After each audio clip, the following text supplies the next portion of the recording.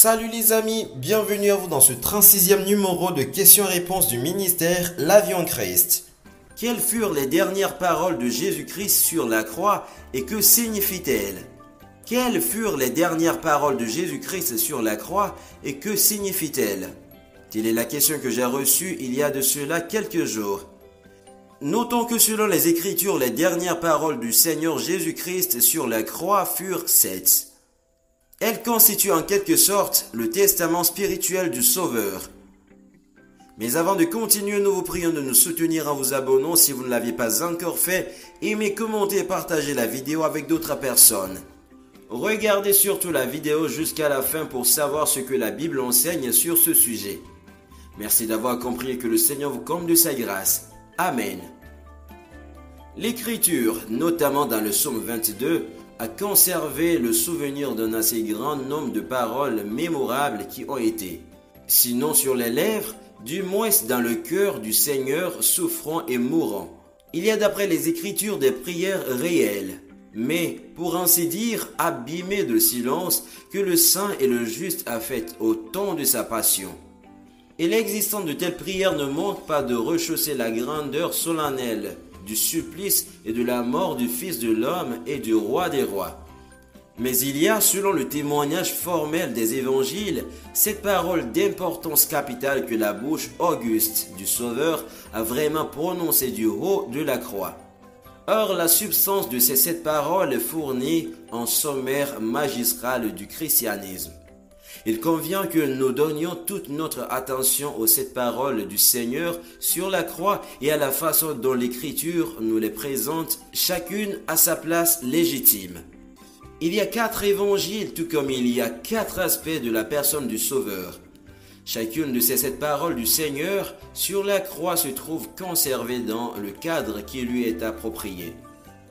La suite chronologique de ces 7 paroles doit donc être cherchée dans 4 textes distincts. L'évangile selon Matthieu s'offre à nous comme l'évangile du roi Messie. Ce texte s'adresse essentiellement aux fils d'Israël. L'évangile selon Marc est celui du parfait serviteur et prophète de l'Éternel. L'évangile selon Luc nous fait voir la sainte et glorieuse humanité du Sauveur. Ce texte est destiné sans distinction à tous les hommes, aux gentils comme aux juifs. L'évangile selon Jean nous montre surtout la divinité du Seigneur. Le Sauveur y apparaît bien comme un homme. Dans le chapitre 1, le verset 30. Mais cet homme est le Fils du Père, le Dieu du ciel manifesté en chair. Il faut observer encore que l'Écriture nous présente la mort du Sauveur tantôt comme un tout, tantôt comme un ensemble composé de parties distinctes. Lorsqu'il nous dit au chapitre 2 de l'Épître aux Philippiens au verset 8 que le Christ Jésus est devenu obéissant jusqu'à la mort et à la mort de la croix, l'apôtre Paul parle de la croix comme d'un tout qui ne se divise pas. Les évangiles détaillent en revanche les heures et les scènes de la croix. La suite chronologique de ces 7 paroles du Seigneur sur la croix comporte, de ce point de vue, 3 subdivisions. Les paroles prononcées par le Sauveur avant les 3 heures de ténèbres. En deuxième position, les paroles prononcées par le Sauveur pendant les 3 heures de ténèbres. Et en troisième position, les paroles prononcées par le Sauveur après les 3 heures de ténèbres. Ces considérations permettent de dresser avec une certitude à peu près complète le tableau suivant. Paroles prononcées avant les 3 heures de ténèbres. Père, pardonne-leur, car ils ne savent pas ce qu'ils font. Luc 23, verset 34.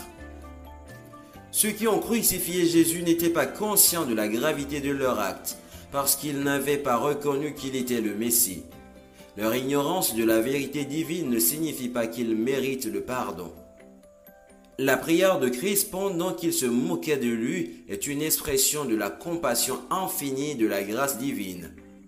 Au milieu des pires douleurs et des plus cruelles offenses, le Sauveur a imploré le pardon du Père Céleste en faveur de ceux qui l'avaient crucifié, parce que son cœur débordait d'amour, parce que son esprit possédait la parfaite sérénité, parce que la paix régnait dans son âme. L'évangile selon Luc nous montre toute la majesté de la paix divine réalisée dans la glorieuse humanité de notre Seigneur Jésus-Christ au milieu de l'ignominie, de la détresse et de la douleur. Le saint et le juste, le Fils de l'homme, le Fils de Dieu, le roi d'Israël, le roi des rois a trouvé dans ce monde corrompu le péché, un tribunal assez inique pour le condamner au supplice de la croix, tout en proclamant son innocence. Luc 23, le verset 4, le verset 14 et le verset 22. Jean 18, le verset 38 et le chapitre 19, le verset 4 et le verset 6. Au Sauveur Jésus-Christ, les pécheurs ont préféré le meurtrier Barabbas. Référence Matthieu 27 du verset 15 au verset 26, Marc 15 du verset 6 au verset 15, Luc 23 le verset 17 au verset 25, Jean 18 du verset 39 au verset 40. La foule entraînée par ses chefs a poussé des cris de violence et de mort. Le peuple d'Israël tout entier a dit: que son sang soit sur nous et sur nos enfants. Matthieu 27, le verset 25. Pour mieux obtenir la condamnation du Christ, les Juifs ont été jusqu'à nier l'existence de leur Messie national en disant: nous n'avons pas d'autre roi que César. D'après Jean 19, le verset 15. Numéro 2. Je te le dis en vérité, aujourd'hui, tu seras avec moi dans le paradis. La seconde parole du Seigneur sur la croix est sa réponse à la prière du malfaiteur repentant. Au pécheur contrit, le Sauveur promet les joies immédiates de sa présence et les délices du paradis. D'après Luc 23, le verset 43, par cette affirmation, Jésus a rassuré en des criminels crucifiés avec lui qu'après sa mort, il serait avec lui au ciel. Cela lui fut accordé parce que, sur le seuil de la mort, il avait exprimé sa foi en Jésus et avait reconnu ce qu'il était, d'après Luc 23, le verset 42. Le texte matériel de cette réponse du Sauveur sollicite tout d'abord notre attention. Quelques remarques préliminaires destinées à prévenir une grave erreur d'interprétation sont indispensables à notre étude. Numéro 3. Femme, voici ton fils et voici ta mère. La troisième parole du Sauveur sur la croix. Parole dont nous avons indiqué la place vraisemblable dans l'introduction de ce travail se trouve rapportée dans l'Évangile selon Jean. Quand Jésus a vu sa mère se tenir au pied de la croix avec l'apôtre Jean, qu'il aimait, il lui a confié sa garde. Dès lors, Jean l'a prise chez lui. Jean 19 du verset 26 au verset 27. Dans ce verset, Jésus, en fils plein de compassion, s'assure que sa mère aura quelqu'un pour prendre soin d'elle après sa mort. Il établit un lien divin entre Marie, la mère de Jésus, et Jean, son disciple bien-aimé. Un lien doux et puissant entre les rachetés du Seigneur. Et c'est encore une manifestation efficace de la vie divine. La présence de cette troisième parole dans l'Évangile qui montre à notre foi surtout le côté divin de la promesse du Sauveur ne doit procurer aucun étonnement. Le Verbe est Dieu, mais le Verbe est devenu chair. Et l'Évangile de la divinité lui-même appelle Jésus en homme. Chapitre 1, verset 30. Tout est à sa place dans la parole de Dieu. Et l'amour divin lui-même illumine les affections humaines. Parole prononcée pendant les 3 heures de ténèbres. Mon Dieu, pourquoi m'as-tu abandonné? Matthieu 27, le verset 46 nous dit que, vers la 9e heure, Jésus s'est écrié d'une voix forte: Eli, Eli, lama sabachthani, ce qui signifie mon Dieu, pourquoi m'as-tu abandonné? Jésus exprimait ici son sentiment d'abandon, alors que Dieu l'avait chargé de tous les péchés du monde et a donc dû se détourner de lui. Alors que Jésus sentait le poids du péché, il était séparé de Dieu pour la première fois de toute l'éternité. C'était aussi l'accomplissement de la prophétie de Psaume 22, le verset 1er. Cette 4e parole du Sauveur sur la croix, mon Dieu, pourquoi m'as-tu abandonné, d'après Matthieu 27, le verset 46, Marc 15, le verset 34, est le cri de la détresse qui résume et qui condense, à la fin des 3 heures de ténèbres, tous les tourments de l'expiation. C'est la formule de la douleur absolue. Elle exprime la souffrance suprême de celui qui a reçu des mains de son Père, au jardin de Gethsémane, le terrible calice du courroux divin, et qui, abandonné de son Dieu, a bu jusqu'à la lie la coupe amère sur le bois maudit de la croix.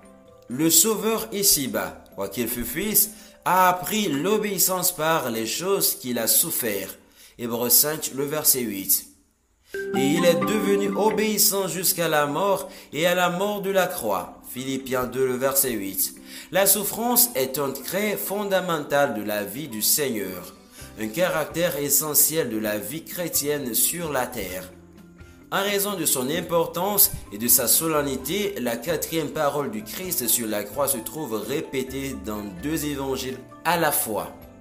L'évangile selon Matthieu et l'évangile selon Marc.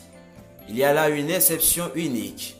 Aucune autre de ces 7 paroles du Sauveur sur la croix ne nous a été conservée dans plus d'un texte du Nouveau Testament.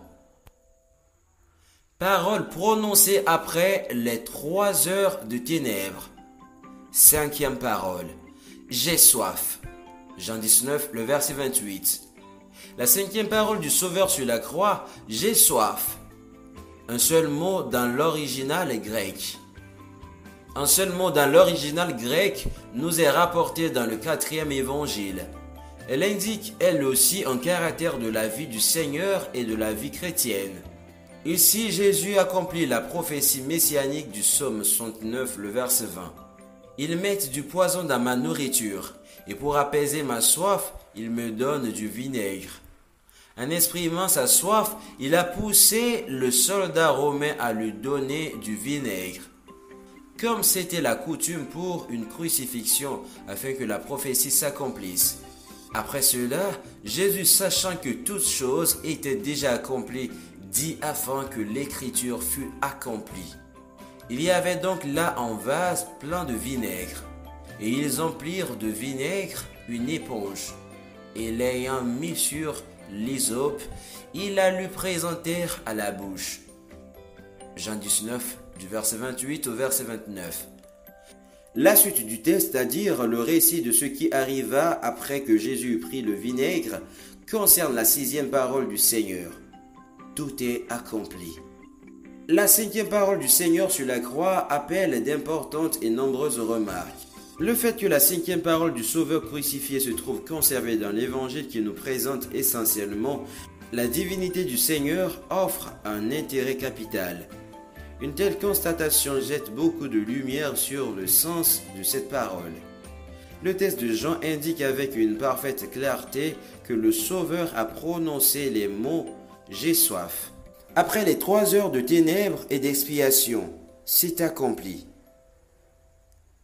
Le 4e évangile montre de plus que le Seigneur a dit « J'ai soif » avec l'intention formelle d'accomplir l'écriture. Les passages que le Seigneur a voulu réaliser sont sans doute « Ma langue est attachée à mon palais » Psaume 22, le verset 15. Et dans ma soif, ils m'ont abreuvé de vinaigre. Psaume 69, le verset 21. Notre Seigneur Jésus-Christ attachait à l'écriture une importance extrême. Jean 15, du verset 46 au verset 47. Le vinaigre ou vin aigri trempé d'eau dont il s'agit en Jean 19, le verset 29, était la boisson ordinaire des soldats romains. Ces derniers devaient l'emporter dans toute leur expédition, au nombre desquelles les exécutions capitales ne manquaient pas d'être comptées. Il ne faut en aucune façon confondre cette boisson avec le breuvage stupéfiant dont parle Matthieu 27 du verset 33 au verset 34 et Marc 15 le verset 23. Breuvage qui a été offert au Sauveur selon l'usage avant sa mise en croix, auquel il a porté les lèvres mais dont il n'a pas voulu boire.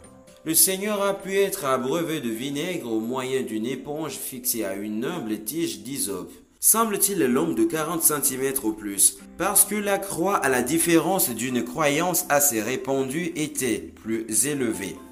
Le mot hysope ne se lit que dans un seul autre passage du Nouveau Testament, Hébreux 9, le verset 19. Sixième parole, tout est accompli, Jean 19, le verset 30. La sixième parole du Sauveur sur la croix, c'est accompli, constitue la formule par excellence du travail et du travail couronné. Le travail se présente à nous comme un caractère fondamental du Christ et de la vie chrétienne. Le travail est en ce monde loi universelle. Avant son ministère public et indépendamment de son ministère divin, les mains du Seigneur de gloire venu en grâce ici-bas ont tenu l'outil. L'Écriture nous montre en lui le charpentier, Marc 6, le verset 3, et le fils présumé du charpentier, Matthieu 13, le verset 55. Ce fait est touchant, mais il ne concerne pas directement le « c'est accompli » de la croix. Cette sublime parole couronne l'œuvre spirituelle du Christ et par-dessus tout son œuvre expiatoire. Le travail et la prière en vue du travail ont rempli l'existence du Sauveur pendant son ministère ici-bas. Le Seigneur disait « Mon Père travaille jusqu'à maintenant et moi je travaille » Jean 5, le verset 17. C'est ainsi que le Sauveur s'est rendu de lieu en lieu, versant ses bienfaits sur l'humanité souffrante, et a servi jusqu'au sacrifice suprême de la croix. Acte 10 du verset 36 au verset 43. Si le pénible travail est sur la terre, loi universelle, c'est en raison du péché, de la désobéissance et de la chute de l'homme. D'après Genèse 3 du verset 8 au verset 19, Romains 5 du verset 12 au verset 21. L'humanité tout entière par suite de l'entrée du péché dans le monde est en proie au désordre, au mal et à la douleur. D'après la doctrine chrétienne, toute la création subit les conséquences amères du péché. D'après Romains 8, le verset 22. Les hommes ont sans cesse devant eux les séparations, les décrépitudes, les maladies et la mort. L'esprit de l'homme naturel se révolte volontiers contre le désordre, contre la souffrance, contre le mal qui sévisse sur la terre et dont les conséquences s'étalent partout devant lui. Mais à tant de faits incontestables et tous les jours sensibles ne trouvent aucune explication plausible. Seule la doctrine des Écritures acceptée par les croyants rend compte des désordres et des maux qui ravagent les individus, les sociétés, l'humanité et toute la création. Seule la doctrine de la désobéissance flagrante et de la chute irrémédiable de l'homme, seule la doctrine du péché odieux et des fruits mauvais qu'il produit à tout instant permet de comprendre ce qui se passe au sein de l'humanité et sur toute la surface de la terre. Cette constatation qui entraîne pour les hommes la nécessité de l'expiation et de la rédemption est pleine d'importance et de solennité. Septième parole, Père, je remets mon esprit entre tes mains. Luc 23, verset 46. Ici, la septième parole du Christ sur la croix se trouve rapportée dans l'évangile selon Luc, c'est-à-dire dans l'évangile consacré à la sainte et glorieuse humanité du Seigneur. Jésus remet volontairement son âme entre les mains de son Père, indiquant qu'il était sur le point de mourir et que Dieu avait accepté son sacrifice. Il s'est offert lui-même à Dieu, comme une victime sans défaut. D'après Hébreux 9, le verset 14. L'évangile selon Jean, qui a pour objet essentiel la divinité du Sauveur, montre comment le Seigneur a remis son esprit en tant que Dieu. L'évangile selon Luc fait voir comment le Sauveur a quitté cette vie en tant qu'homme. Et Jésus cria à haute voix, dit, « Père, entre tes mains je remets mon esprit. » Et en dit cela, il expira. Luc 23, le verset 46. Avec Luc 23, le verset 46, il convient de citer.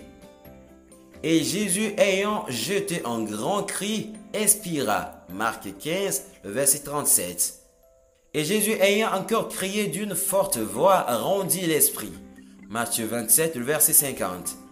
Le texte de Marc dit en outre, et le centurion qui était là vis-à-vis de lui, voyant qu'il avait expiré, en criant ainsi, dit, Certainement cet homme était fils de Dieu. Chapitre 15, le verset 39.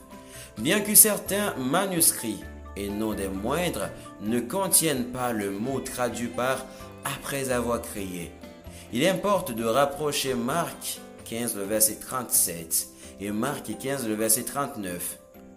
La déclaration du centurion fournit en tout état de cause une réponse à la 7e parole du Seigneur. Père, entre tes mains, je remets mon esprit. La déclaration du centurion et de ses subordonnés rapportés dans Matthieu offre un caractère plus général.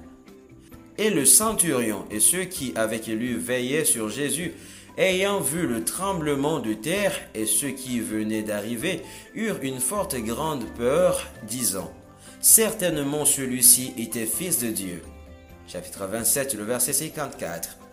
Luc raconte pour sa part, immédiatement après le récit de la 7e parole et du dernier soupir du Sauveur, une autre déclaration du centurion, déclaration qui est en parfaite harmonie avec le sujet propre de son évangile.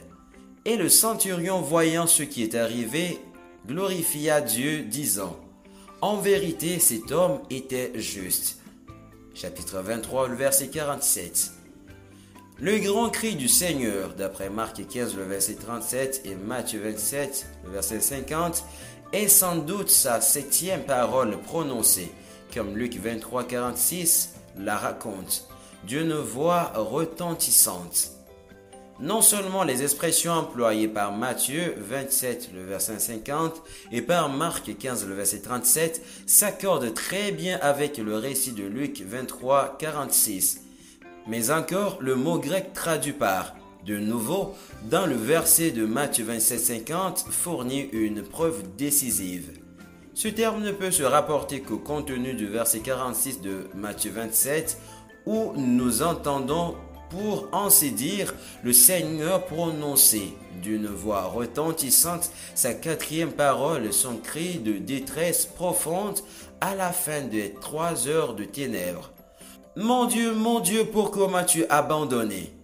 Renforcé par l'indication si précise de Matthieu, de nouveau, et par la déclaration du centurion Marc 15, le verset 39, fait briller la lumière de l'évidence et permet d'atteindre l'assurance d'une pleine certitude. Le dernier cri que le Seigneur a poussé à haute voix, Luc 23, 46, Matthieu 27, le verset 50, Marc 15, le verset 37, atteste toute la force et toute l'énergie vitale que le Seigneur avait conservée à travers ses maux et ses tourments cruels, et montre à quel point la mort du Sauveur, comme tout, a été libre et volontaire. La grandeur de sa personne et de son sacrifice apparaît ainsi dans un jour saisissant. Entre les 3 évangiles qui nous montrent, sous plusieurs aspects, la multiple intensité des souffrances du Sauveur et celui qui nous permet de contempler le charme et l'éclat de sa majesté divine, il existe une harmonie supérieure. Le Seigneur, aussitôt l'expiation achevée, était rentré dans la bienheureuse communion de son Père. Rien ne lui voilait plus la face de Dieu. Son douloureux abandon avait pris fin avec les 3 heures de ténèbres. Au milieu des clartés revenues, le Seigneur peut de nouveau dire « Père ». À part le mot « Père », la 7e et dernière parole du Sauveur crucifié est à un détail près. La citation textuelle du psaume 31, le verset 5, d'après la Septante, où le chapitre 30, le verset 6 est égal au chapitre 31, le verset 5. D'après Luc, le Seigneur a dit « Père, entre tes mains, je remets mon esprit ». La Septante offre « Entre tes mains, je remettrai mon esprit ». Il semble que la Septante, qui sert souvent de trait d'union entre l'Ancien et le Nouveau Testament, d'après Actes 2, le verset 18, Hébreux 10, le verset 5, annonce d'une manière prophétique le dernier cri du Sauveur sur la croix. Le léger détail dont il s'agit, je remettrai, en regard de je remets, offre un réel intérêt. L'absence du mot Père dans le psaume 31 est tout ce qu'il y a de plus naturel. Avant la venue du Seigneur ici-bas, Dieu n'était pas révélé comme Père. Et il n'était pas question pour les croyants de se trouver introduits dans la relation et dans la qualité d'enfant. D'après en Timothée 6, le verset 16, Jean 1, le verset 14 au verset 18 et aussi du verset 11 au verset 13. Ce n'est pas en ce sens précis et pour ainsi dire juridique que Dieu est appelé Père dans l'Ancien Testament, d'après Malachie 2, le verset 10. Comme d'ailleurs en un passage du Nouveau Testament, Éphésiens 4, le verset 6. Dans ces deux derniers versets, il s'agit en un sens large et général de la paternité de Dieu en tant que créateur de tous les hommes. La 7e parole du Sauveur sur la croix. Père, entre tes mains je remets mon esprit, d'après Luc 23, le verset 46, marque à l'heure suprême le couronnement de la vie de prière du Sauveur. La prière est l'expression par excellence de la dépendance vis-à-vis du Père céleste, de la soumission à sa volonté, et en un mot de cette obéissance qui constitue aux yeux de Dieu la perfection même de l'homme. À ce titre, jusqu'à la fin, la prière a joué un rôle considérable dans la vie du Sauveur, homme saint, parfait et glorieux.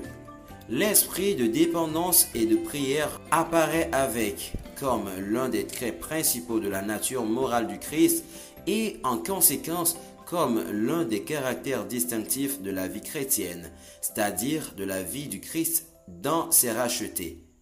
La prière implique, d'autre part, une touchante communion de pensées, de sentiments et d'intentions. Elle ne peut se réaliser que dans la communion avec Dieu. Et la prière ne se fait à bon escient qu'éclairée par l'Écriture. Voilà d'une façon ramassée la réponse à cette question. Que Dieu vous bénisse d'avoir regardé la vidéo jusqu'à la fin. S'il vous plaît, aimez, commentez, partagez la vidéo avec d'autres personnes afin de les édifier. Que Dieu vous comble de sa grâce de nous soutenir. Pour d'autres questions relatives, n'hésitez pas à contacter votre serviteur le pasteur Kosik Bafa au plus 228 90 44 43 34. Shalom et on se retrouve le samedi prochain pour répondre à d'autres questions.